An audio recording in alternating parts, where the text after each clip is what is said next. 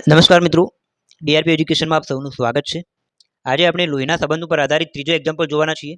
Total આપણે લોહીના સંબંધ ઉપર આધારિત 10 પ્રશ્નોની એક સિરીઝ ચાલુ કરી છે, જેનું તમને પ્લે લિસ્ટમાં લોહીના સંબંધ 10 પીવાયક્યુ એ પ્રકારે એક લિસ્ટમાં તમને એક ટોપિક મળી રહેશે, જ્યાં જઈ અને તમે 10 પ્રશ્નો એક સાથે જોઈ શકો છો.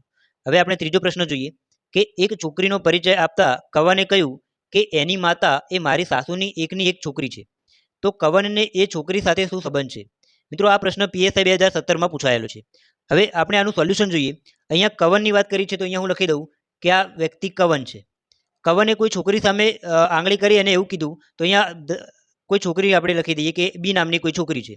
બરાબર. હવે કવને શું કીધું કે આ છોકરીની માતા, એટલે અહીંયા આપણે લખી દઈએ કે છોકરીની માતા અહીંયા છે, કે આ છોકરીની જે માતા છે એ કવનની સાસુની, અહીંયા મારી સાસુની એટલે કે કવનની સાસુની, તો અહીંયા આપણે લખીએ કે કવનની સાસુ છે. હવે કવન શું બોલે છે કે આ છોકરીની જે માતા છે એ મારી સાસુની એકની એક દીકરી છે. તો કવનની સાસુની આ એકની એક દીકરી છે. બરાબર. હવે એકની એક દીકરી કીધી એટલે આપણી સાસુની એકની એક દીકરી આપણી શું થાય? પત્ની થાય. જો એકની એક દીકરી ના હોય એવો ઉલ્લેખ ના કર્યો હોય, કે એકની એક છોકરી છે એવો ઉલ્લેખ ના કર્યો હોય, તો સાળી પણ થાય.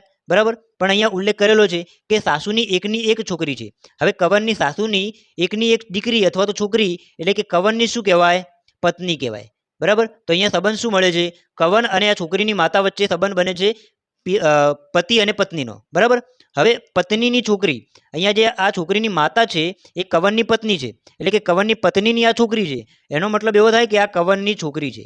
બરાબર. તો અહીંયા આ બંને વચ્ચે, કવન અને આ છોકરી વચ્ચે જે સંબંધ બને છે એ પિતા અને દીકરીનો સંબંધ બને છે. બરાબર. હવે તમને પ્રશ્નમાં શું માંગેલું છે કે કવનને એ છોકરી સાથે શું સંબંધ છે? તો આ છોકરી જે છે એ કવનની દીકરી છે અને કવન છે એ આ છોકરીનો પિતા છે. બરાબર. તો ઓપ્શન પ્રમાણે અહીંયા જોઈએ તો અહીંયા ઓપ્શન નંબર બી આપણો સાચો જવાબ બની જાય છે કે કવનનો છોકરી સાથે શું સંબંધ છે? તો પિતા અને દીકરીનો સંબંધ છે. તો ઓપ્શન નંબર બી એટલે કે પિતાનો સંબંધ છે.